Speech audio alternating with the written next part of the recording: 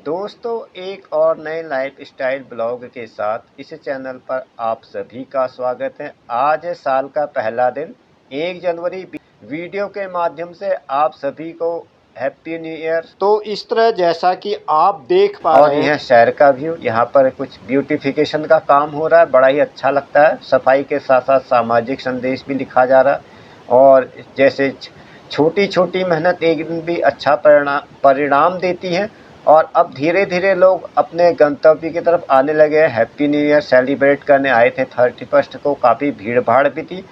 तो 2 बार यहाँ पर भीड़ भाड़ थी। एक बार जब लोग सेलिब्रेट करने आते हैं और एक बार जाते हैं। अब हर किसी को अपने अपने कार्यस्थल पर जाना ही होता है, तो काफ़ी भीड़ भाड़ भी रही थी। अब वही भीड़ भाड़ उत्तरते समय भी हो जाती है। अभी कुछ लोग रुके हुए हैं होटलों में, कुछ लोग जाने की तैयारी में। और यह है मुख्य शहर का भी। और इस समय मैं खड़ा हूँ उत्तर नैनीताल के ही एंट्रेंस गेट पर। लगभग ये जगह रानी बाग के आसपास की।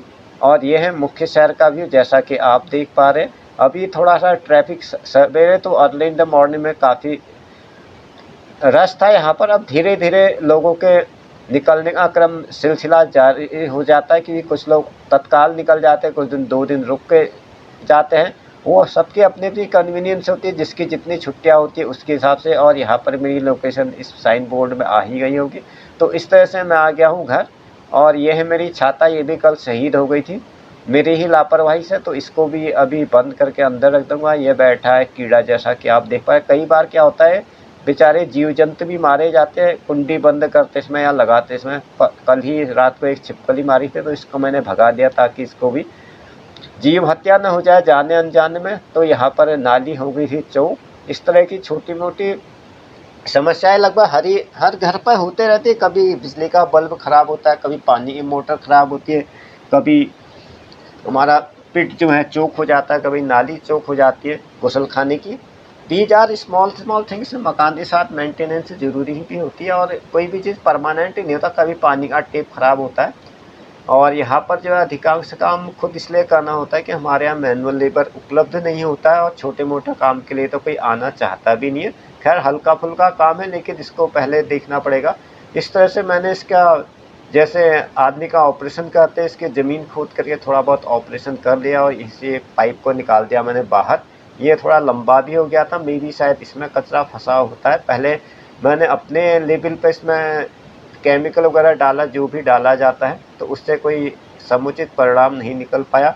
जैसे हार्पिक होता है या ड्रेन क्लीनर होता है, छोटा मोटा कचरा तो उससे साफ़ हो ही जाता है। तो ऐसा लगता है कि इसमें कोई मेन ब्लॉकेज हो गया है। तो इस तरह से धीरे धीरे कंकड़ों को हटाते हुए अब मैं इसमें सर्च कर रहा हूँ कि नाली कहाँ से कहाँ गई हुई है। इसको भी लगाए हुए मतलब 2-3 साल हो गया, तो इतना तो आ ही जाता है। कई बार क्या आता है, यहाँ पर गांव में जो होता है पत्थर वगैरह हो जाते हैं, तो पत्थर भी फंस जाते हैं, तो वो केमिकल वगैरह से नहीं निकलते हैं। उसका वही सॉल्यूशन होता है कि यहाँ पर इसका प्रॉपर ऑपरेशन करके पहले देखना पड़ेगा ये समस्या कहाँ पर है। फिर उतना हिस्सा काट कर उसमें नई चीज़ जॉइंट करनी पड़ेगी। और उस हिसाब से इसका उपचार करना पड़ेगा। इसी प्रक्रिया में आगे बढ़ते हुए मैं यहाँ से अपने अपने स्तर पर खुदाई करना शुरू कर देता हूँ। शुरू में इसको हल्के ही औजार से खोदना पड़ता है। अगर आपको भी इस तरह का मेंटेनेंस करना है, तो आपको एक हिस्से में पकड़ करके उसके हिसाब से आगे बढ़ना होता है। फिर उसके बाद काम की तीव्रता बढ़ने पर इसको शब्बल वगैरह या शार्प औजार से खोदना आप चालू कर सकते हैं। शुरू में अगर आपने शार्प औजार का इस्तेमाल किया तो इससे थोड़ा सा नुकसान बढ़ सकता है। इसलिए शुरू में हल्का औजार या पेचकस या छीनी, उसके बाद आपको कुदाल का इस्तेमाल करना, उसके बाद गैडी का इस्तेमाल करना, उसके बाद शब्बल का। धीरे धीरे आपको शार्पनेस बढ़ाते रहनी चाहिए। तो यहाँ पर मिल जाता मुझे फॉल्ट, जहाँ पर अटका हुआ था मैंने यहाँ पर इसको निकाल दिया और यहाँ से ब्लॉकेज हो गया ख़त्म। अब इसको दोबारा जितना भी मैंने इसको खोदा गया था उसको दोबारा से रिपेयर करना भी ज़रूरी होता है। जैसे ज़ख्म होते हैं, ज़ख्म में दवाई लग कर उसके घाव भर दिए जाते हैं डॉक्टर के द्वारा। तो उसी तरह से एक मिस्त्री भी मकान के लिए एक डॉक्टर का ही काम करता है। जो काम हम नहीं कर सकते, अगर वो दूसरा करता तो उसके लिए डॉक्टर ही हुआ। और एक इसी तरह से रिपेयर वर्क करते हैं। मैं इसमें डाल देता हूँ गिट्टियों से थोड़ा ये फर्श लेवल हो जाएगा। इसको हथौड़े से पीट के एक लेवल पे कर लेता हूँ। और जैसा कि आप देख पा रहे हैं, अब ये वैसे तो मिस्त्री का काम होता है, लेकिन हर किसी को थोड़ा बहुत काम आना ही चाहिए। और उसमें शर्म की बात भी नहीं होती। अगर आप अपने घर का काम करते हैं तो उसमें हर परिस्थिति में आदमी को हर चीज़ अवेलेबल नहीं हो पाती है। जैसे यूरोपियन कंट्री में भी मैं काफ़ी सारे ब्लॉग देखता हूँ, तो वहाँ पर भी आपको ये सारे काम प्लम्बिंग हो, चाहे इलेक्ट्रिशियन हो, चाहे मिस्त्री के हल्के फुल्के काम आने चाहिए, क्योंकि छोटी छोटी चीज़ें उपलब्ध नहीं हो पाती। इसके लिए मैं पहले जो भी इसमें रॉ मटेरियल लगता है वो मैं इकट्ठा कर लेता हूँ। सीमेंट मैं लाया था कल, लगभग 5-10 किलो लाया था खुला सीमेंट, उसको मैं यहाँ पे मिला लूँगा। उसके बाद बालू तो मेरे पास ऑलरेडी रखी ही रहती है। कुछ बालू बची हुई थी, जब हमने मेंटेनेंस का काम कराया था मैंने वापस नहीं की थी ठेकेदार साहब को, क्योंकि ऐसा होता है अगर टूट फूट हो गई अगेन तो दोबारा जो है फिर ट्रक से ही सामान आता है, तो थोड़ा बहुत सामान यहाँ पर मिल नहीं पाता इस तरह से। और ये है मेरा तसला, तसले मैंने डाल दिया सीमेंट। अब इसमें डाला जाएगा बालू। बालू को पानी के साथ मिला करके, जैसे घर में आटा वगैरह गूंदा जाता है, इसका प्रॉपर मिक्सिंग करनी पड़ती है। उसके बाद इसको अप्लाई करना पड़ेगा जहाँ पर मैंने खोदा हुआ था। ये मैंने बालू के कट्टे के पास आ गया हूँ, इसको मैंने कट्टे में भर दिया था, अदरवाइज बालू जो है ख़राब भी हो जाती है पानी अथवा मिट्टी के संपर्क में आने से। तो एक बार छनी हुई रही थे, अब इसको छानने की ज़रूरत नहीं है। ये मैंने इस तरह से कर लिया खुरपी से की सहायता से इसको मिक्स। अब इसमें पानी डाल करके इसकी तगार बना करके यहाँ पर जहाँ पर भी मैंने खोदा हुआ था उसको दोबारा से रिपेयर वर्क कर देता हूँ। Dear viewer, welcome all of you with a new lifestyle blog. Today is 1st January of 2025. Happy New Year all of you. I would like to thanks for your kind attention and commitment towards me. Your commitment is helpful for us. जैसा कि आप देख पा रहे हैं मैं ले आया हूँ इसमें नया पाइप, इसमें अप्लाई कर दूँगा। यही पुराने पाइप में जोड़ वगैरह हो गए थे, इसकी लंबाई थोड़ी ज़्यादा है। यहाँ पर हम कर लेते हैं इसकी मार्किंग, ताकि हमें अनावश्यक रूप से मैनुअल वर्क ना करना पड़े। तो इस तरह से मैं इसको स्ट्रेट ही ले लेता हूँ। पहले इसमें मोड़ ज़्यादा हो गए थे, तो इस तरह से मैंने इसकी मार्किंग कर ली। अब मार्किंग के ही अकॉर्डिंग हम इसमें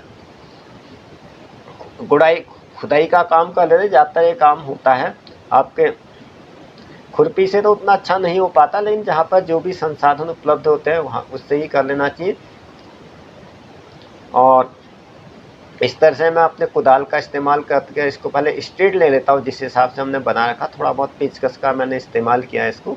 उसके बाद ज़्यादा इसको गहराई के लिए यहाँ पर मैं इसकी सीध ले लेता हूँ। जो भी मैं पाइप लाया हूँ प्लास्टिक का, इसकी सहायता से जोड़ देता हूँ और इसको इस नाली के अंदर लगा देता हूँ। एक पुराना पाइप यहाँ पर है, इसको ठूक पीट कर इसमें उचित संतुलन बनाता हूँ, ताकि एक तरफ से यह थोड़ा ऊंचा रहना चाहिए और दूसरी तरफ से थोड़ा नीचा रहना चाहिए, तभी से पानी जो है एकदम से फ्लो करता है। और ये मैंने इसको इस तरह से फिट कर लिया। अभी एक तरफ से इसमें ढलान पूरा नहीं आ पाया है, तो इसमें एक पत्थर और अटकाना पड़ेगा।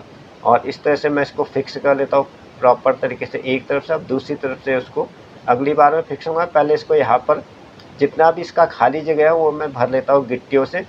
और यहाँ पर मैं आ गया हूँ अंदर, चेक कर लेता हूँ पानी का बहाव कहाँ से कहाँ है। पानी जो है हाई कंसंट्रेशन से लो की ही तरफ जाता है, तो ऊँचे दबाव बिंदु से नीचे दबाव बिंदु तक जाता है। पहले मैं इसका ले लेता हूँ हल्का सा ट्रायल, और इसमें बालू भर के इसको हल्का सा कर लेता, ताकि अगर मुझे दोबारा इसका खोदना भी पड़े तो खोद सकूँ। फिलहाल ये चल ही रहा, तो इसमें मसाला मैंने इस तरह से बना दिया जैसा कि आप देख पा रहे हैं। अब मैं मसाले को इसके ऊपर कर दूंगा apply. I would like to thanks once again for your kind cooperation, for your kind help towards me. तो मैं हालांकि रेगुलर वीडियोज़ नहीं डाल पाता हूँ, लेकिन जो भी डालता हूँ मैं आप लोगों का काफ़ी अच्छा सहयोग मुझे मिलता है। मैं किन शब्दों में आप लोगों का धन्यवाद अदा करूं, वर्ड्स आर इनसफिशिएंट। तो इस तरह से आ गया हूँ। एक बार में असल में क्या गया, दो चीज़ें मैनेज करना थोड़ा मुश्किल होता है मोबाइल और काम के हिसाब से। तो इस तरह से मे भी शायद सारी चीज़ उतना विजिबिलिटी नहीं आती है। इस तरह से मैंने मसाला कर दिया तैयार। अब मैं इसको ज़मीन पर इस तरह से लगा लेता हूँ, जैसा कि आप देख पा रहे। इसके बाद होता है इसको प्रॉपर लेबल कर लेना, ताकि इसमें हवा नहीं घुसनी चाहिए। इसको लेबल करने के बाद अभी 1-2 दिन छोड़ना पड़ेगा, तभी ये सेट हो पाएगा, क्योंकि मॉइस्चर कंटेंट ज़्यादा है। जैसा कि आप देख पा रहे 2-3 दिन जो है यहाँ पर बर्फ़ वगैरह पड़ी हुई थी, तो उससे थोड़ा मॉइस्चर कंटेंट बन गया है और इसकी फुल एंड फाइनल फिनिशिंग हो गई है। और ये इस तरह से अब पूरी तरह से ठीक हो चुका है। अब इसके जो जहाँ पर इसका एंड पॉइंट है वहाँ पे मैं लगा दूंगा एक छन्नी जैसी, ताकि इसमें कीड़े मकोड़े ना जा पाएँ। और ये मैं अगले दिन का भी है, ये एक दिन में तो हो भी नहीं पाता है, तो डे बाय डे करना पड़ता है। तो इस तरह से अब मैं आ गया हूँ अगले दिन का ही आपको वीडियो दिखा रहा हूँ, और मैं ये आ गया हूँ घर की तरफ को। Dear viewer, words are insufficient for give thank you very much for your kind attention towards me. जो भी आप लोग मुझे कमिटमेंट्स देते हैं। Your commitment is helpful for it में इम्प्रूव और video quality and video content also. ये इस तरह से मैंने खोल दिया इसको बाहर और ये प्रॉपर तरीके से काम कर रहा है। जैसा कि आप देख पा रहे, मैंने छलनी लगा दी है। अब इससे सांप वगैरह कई बार क्या आता है, यहाँ से घर के अंदर घुस जाते जो, तो जो भी आपका हिस्सा बाहर के कंटेंट में रहता है तो उस पर प्रॉपर छन्नी लगाना ज़्यादा ज़रूरी होता है। तो इस तरह से आपसे बातें करते करते यहाँ पर मैं अपने वीडियो को, अपनी वाणी को विराम देना चाहूँगा। Thanks for watching talent.